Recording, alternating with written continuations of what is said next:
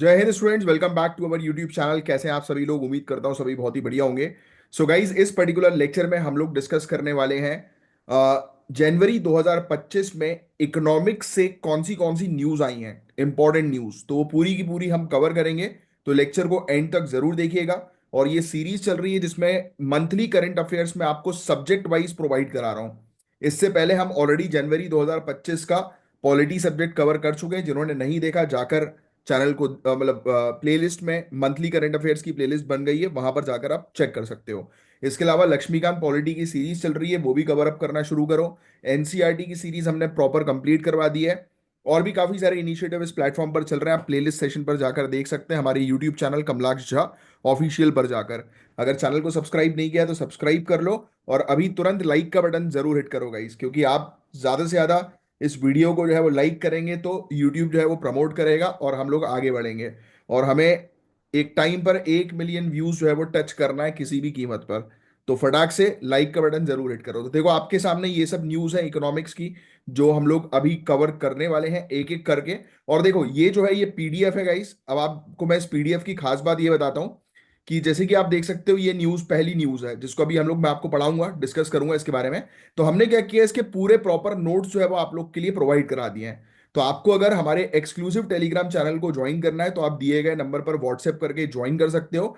और इस चैनल को ज्वाइन करने के बाद आपको यहाँ पर काफी सारा मटेरियल मिलता है पढ़ाई करने के लिए, सिविल सर्विसेज एग्जामिनेशन की तैयारी करने के लिए। जो भी इस चैनल पर आ रहा है, हमारे कमलाक्ष झा ऑफिशियल चैनल पर सिविल सर्विसेज की प्रिपरेशन के लिए जितने भी कंटेंट आते हैं उसकी पूरी पीडीएफ प्रॉपर शॉर्ट नोट्स के साथ आपको प्रोवाइड की जाती है।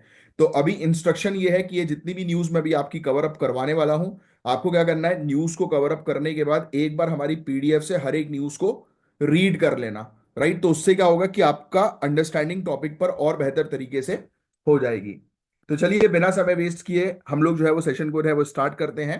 तो सबसे पहले पीएम मोदी ने Utkarsh Odisha make in Odisha conclave 2025 में एक इंपॉर्टेंट पॉइंट सामने रखा।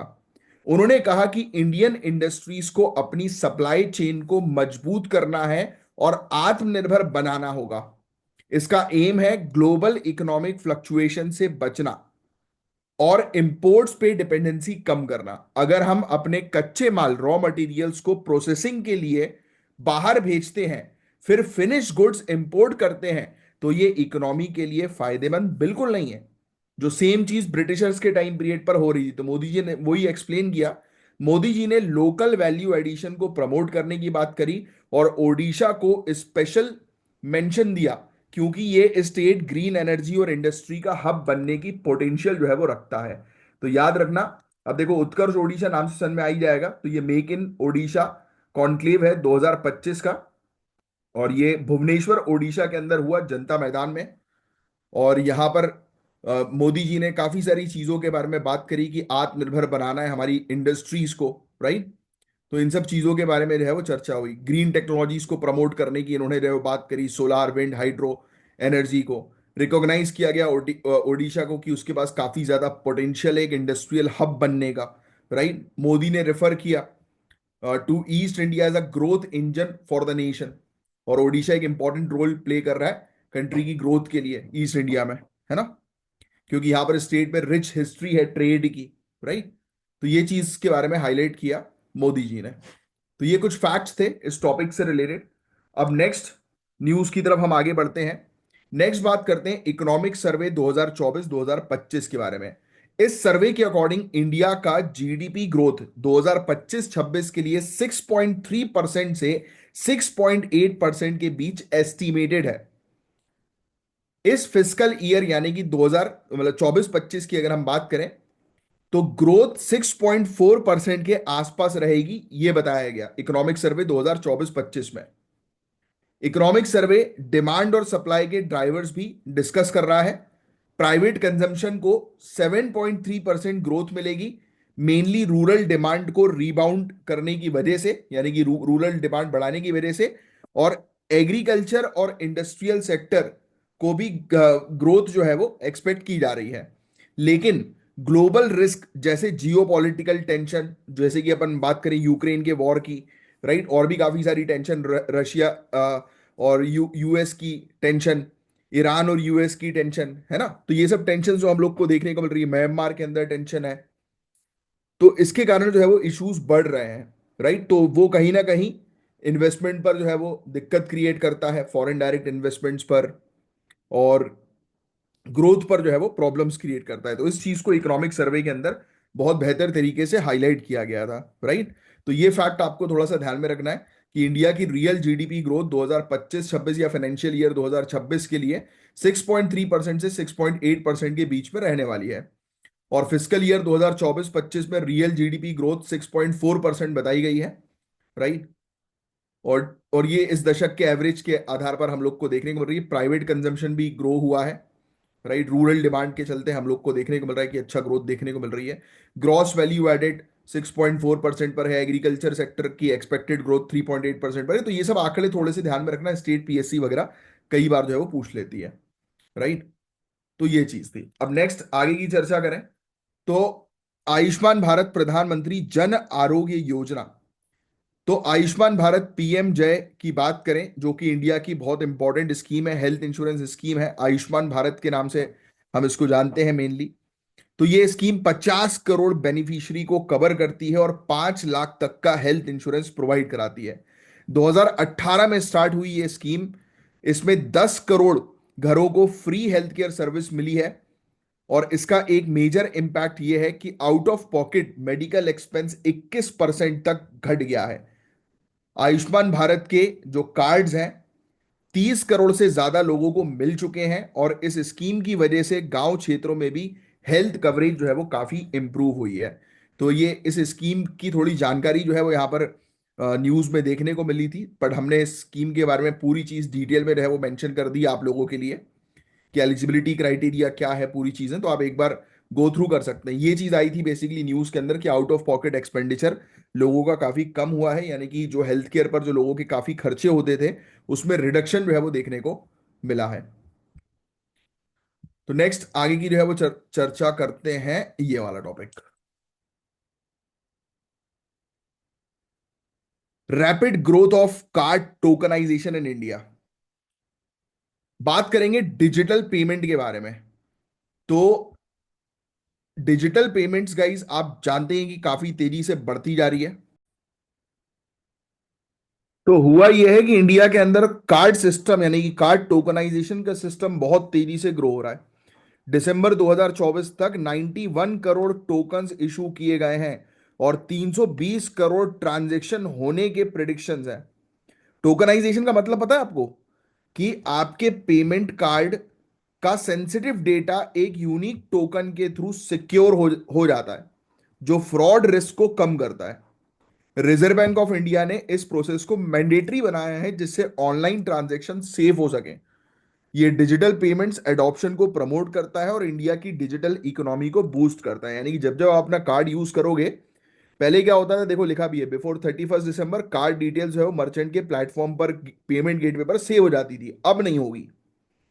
Payment mode, mode of payment card data CVV OTP save कर लेता था, अब मोड ऑफ पेमेंट टोकन का यूज करता है। सेम डिटेल्स पूरे प्लेटफॉर्म पर ये शेयर हो जाती थी, बट अब अलग अलग टोकन्स अलग अलग प्लेटफॉर्म्स पर रहेंगे तो बिल्कुल भी हैक होने का कोई रिस्क ही नहीं है। तो ये चीज काफी तेजी से अब रिजर्व बैंक ऑफ इंडिया ने देखो मैंडेटरी कर दिया कि जितने भी क्रेडिट कार्ड डेबिट कार्ड जैसी भी पेमेंट्स होंगे उनको सेफ रखने के लिए टोकनाइजेशन सिस्टम जो है वो शुरू करो, जिससे कि कार्ड की डिटेल्स किसी को मिल ही ना पाए, हैकर वगैरह को, क्योंकि हमें कैशलेस सोसाइटी जो है वो बनाना है। यस। फिर अब बात करते हैं नागपुर के बारे में। याद रखना, नागपुर अब lithium ion battery production hub बनने जा रहा है। ये मूव इलेक्ट्रिक व्हीकल्स और रिन्यूएबल एनर्जी स्टोरेज के लिए काफी इंपॉर्टेंट है गाइस। गवर्नमेंट ने प्रोडक्शन लिंक्ड इंसेंटिव स्कीम को इंप्लीमेंट किया है जिससे बैटरी मैन्युफैक्चरर्स को लोकल प्रोडक्शन के लिए इंसेंटिवाइज किया जा रहा है। नागपुर की स्ट्रैटेजिक लोकेशन और गवर्नमेंट सपोर्ट इस प्रोजेक्ट को सक्सेसफुल बनाने में मदद करेगा। इससे इंडिया अपनी एनर्जी सिक्योरिटी को इंप्रूव कर सकेगा और इंपोर्टेड बैटरीज पर हमारी डिपेंडेंसी जो है वो कम होगी। तो याद रखना, नागपुर जो है वो एक लिथियम आयन बैटरी मैन्युफैक्चरिंग का हब जो है वो बनने जा रहा है, जिससे इलेक्ट्रिक व्हीकल्स में पुश नजर आएगा। फेम स्कीम तो आपको ऑलरेडी पता है, faster adoption and manufacturing of hybrid and electric vehicles scheme. और प्रोडक्शन लिंक्ड स्कीम, ये स्कीम जो है वो बेसिकली इलेक्ट्रिक व्हीकल्स को प्रमोट करने के लिए बताई जा रही हैं। तो ये फैक्ट्स बहुत इंपॉर्टेंट है जो आपको थोड़ा सा ध्यान में रखना है। नेक्स्ट आगे की जो है वो चर्चा करें। अब देखो, एक और न्यूज है दिल्ली के चार्टर्ड अकाउंटेंट के बारे में, जो अपनी डोमेस्टिक मेड यानी कि घर में जो काम करने वाली जनरली हेल्पर्स होती हैं, जिनको अक्सर कई घरों में जो है वो बाई बोला जाता है, तो बाई नहीं बोलना चाहिए, you should call helpers, dignity is very important ना। तो जो अब ये चार्टर्ड अकाउंटेंट जो है दिल्ली के, ये अपनी डोमेस्टिक मेड को सैलरी बढ़ा के देने से मना कर रहे थे। इस डिसीजन की वजह से उन्हें सोशल मीडिया पर बैकलैश मिला, क्योंकि लोगों ने उनकी एम्पैथी की कमी को हाईलाइट किया कि भाई तुम दयालु बिल्कुल नहीं हो, कैसे आदमी हो। ये इंसिडेंट वेज डिस्पैरिटी और डोमेस्टिक वर्कर के ट्रीटमेंट को लेकर एक इंपॉर्टेंट डिबेट को जन्म देता है।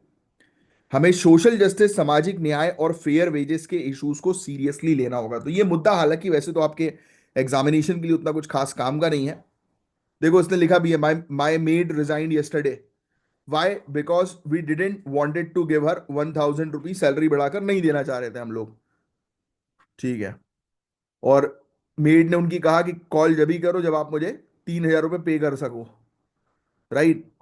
तो ये उन्होंने एकदम से अपना वो लिंक्डइन पर जो है वो डाला, और फिर उसके बाद जो है वो इनको बहुत गालियां पड़ना जो है वो शुरू होगी, तुम क्या, कैसे हो तुम, क्या इंसान हो, क्या हो, ऐसी ऐसी चीजें उनके ऊपर बोलना जो है वो शुरू कर दिया। बट देखो कई क्या होता है, हर एक इंसान का अपना अपनी वो रहती है यार। हर एक इंसान जो होता है वो अपनी नीड्स के अकॉर्डिंग पूरी चीजें जो है वो कवर अप करता है ना भाई। आपके पास पैसा है तो इसका मतलब ये थोड़ा ना कि आप हर जगह दान दक्षिणा ही जो है वो करते रहो या देते रहो। जो रेट चल रहा है वो रेट जरूरी है ना।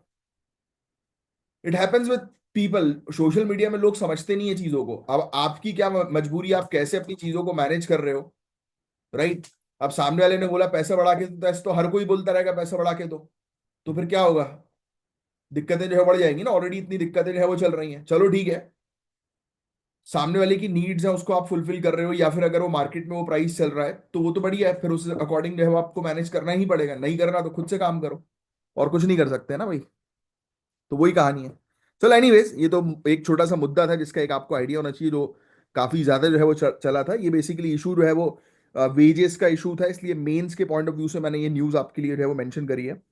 अब बात करते हैं आईपीएल 2025 की टीम सिलेक्शन की चुनौतियों के बारे में। आईपीएल के एक्सपेंशन के बाद 10 टीम्स हो गई हैं और कंपटीशन काफी बढ़ गया है। प्लेयर इंजरीज और बजट कॉन्स्ट्रेंट ने फ्रेंचाइजीज के लिए टीम सिलेक्शन को कॉम्प्लेक्स बना दिया है। लिमिटेड स्लॉट्स और हाई डिमांड के चलते टीम्स को स्ट्रेटेजिक डिसीजन लेने पड़ रहे हैं, और इससे आईपीएल के परफॉर्मेंस और टैलेंट डेवलपमेंट पे भी इंपैक्ट जो है वो पड़ रहा है। तो ये बेसिकली आईपीएल की ऑक्शनिंग को लेकर एक न्यूज थी, कि जो चैलेंजेस फेस जो है वो किया जा रहा है काफी ज्यादा। काफी सारे प्लेयर्स ने इंजरीज जो है वो फेस करी है, और इसलिए जो फ्रेंचाइज है यानी कि जो कंपनी, जैसे कोलकाता नाइट राइडर हुआ, मुंबई इंडियंस हुए, ये सब फ्रेंचाइज जो है उनको जो है वो लॉन्ग टर्म इन्वेस्टमेंट करना जो है वो मुश्किल पड़ रहा है, ये सब चीजों को देखते हुए।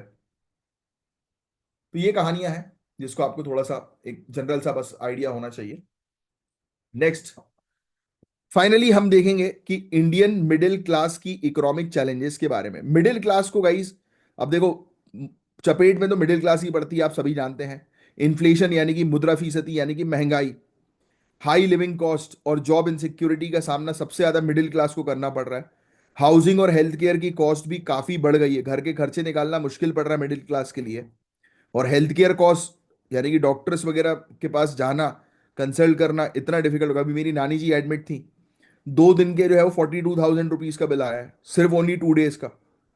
और कोई ऐसा कोई आईसीयू में एडमिट नहीं थे, नॉर्मल उसमें एडमिट थे, जिसमें ऑक्सीजन वगैरह जो है वो दिया गया और नॉर्मल मेडिसिन वगैरह चली, क्योंकि ओल्ड एज में जरूरत पड़ ही जाती। तो 42,000 का बिल फॉर 2 डेज, सोचिए आप कितना हाई कॉस्ट है। एक मिडिल क्लास जो है वो कैसे मेंटेन करे। तो ये सब चीजें हम लोग को देखने को मिल रही है। मिडिल क्लास अब एसेंशियल एक्सपेंडिचर पे ही फोकस कर रहा है, जो जरूरत का सामान है बस वही लो। गवर्नमेंट को इस इशू को एड्रेस करना होगा, स्पेशली मुद्रास्फीति, महंगाई को कंट्रोल करने के ऊपर, और एम्प्लॉयमेंट अपॉर्चुनिटी को बढ़ाने पर सरकार को फोकस करना पड़ेगा। तो इसको लेकर ये पूरा एक आर्टिकल था। तो जैसा मैंने आपको बताया गाइस कि ये पूरे आर्टिकल्स आपको पीडीएफ के फॉर्म में ऑलरेडी मैंने पोस्ट कर दिया है एक्सक्लूसिव टेलीग्राम चैनल पर हमारे। अगर आप सिविल सर्विसेज की तैयारी कर रहे हो तो इस दिए गए नंबर पर व्हाट्सएप करके आप चैनल को ज्वाइन कर सकते हो। उस चैनल के अंदर आपको बहुत सारी अमेजिंग पीडीएफ मिलेंगी शॉर्ट नोट्स के साथ, और आपकी पढ़ाई में किसी प्रकार की रुकावट नहीं आएगी। बस आपको यहाँ पर लेक्चर्स को सुनना है, देखना है, और पीडीएफ से रिकॉल करना है, रिवाइज करना है, रीड करना है, दैट्स इट। तो चलिए गाइस, मैं साइन ऑफ करता हूं। होपफुली ये सेशन आपको अच्छा लगा होगा। लगा है तो लाइक का बटन जरूर हिट करें, और सब्सक्राइब नहीं किया अगर आपने ये वाले चैनल को तो सब्सक्राइब जरूर कर लें। शेयर जरूर करें। मिलेंगे हम लोग नेक्स्ट लेक्चर में, और ज्यादा से ज्यादा व्यूज हम लोग को गेन करना है, ये बस दिमाग में रखिएगा। और अपनी, आप कह सकते हैं बस बोल दीजिए कि इस वीडियो को ज्यादा से ज्यादा व्यूज मिल जाए। क्या पता आपके बोलने से ही हो जाए ये कुछ चीजें, लॉ ऑफ अट्रैक्शन काम कर जाए। एनीवेज, चलो साइन ऑफ करता हूं। मिलेंगे नेक्स्ट लेक्चर में, तब तक के लिए bye, take care, have a great day ahead. जय हिंद, जय श्री महाकाल।